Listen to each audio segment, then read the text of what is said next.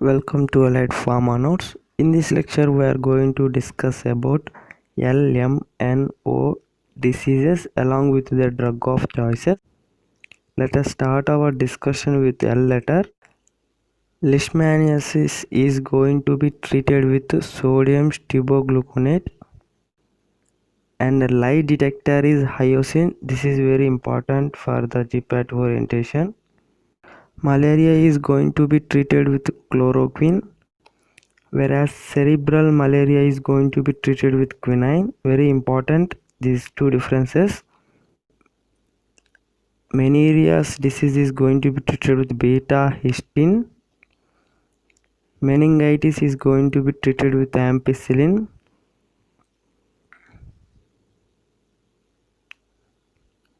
Migraine is going to be treated with sumatriptan, and the prophylaxis of the migraine is propranolol. Here these two are very important. One is morning sickness and another one is motion sickness. Morning sickness is going to be treated with prochlorperazine, whereas motion sickness is going to be treated with hyoscine. These two are very important for the GPAT orientation.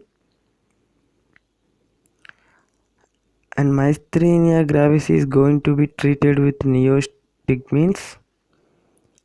Myxedema coma is treated with 1-thyroxines.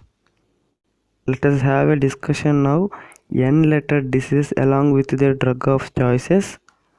Narcoanalysis is going to be done with the thiopentone sodiums, and narcolepsy is going to be treated with modafinil, and the neurolep analgesia is going to be treated with the combinations of fentanyl and dioprodil. These are very important. They have to give in a IV route.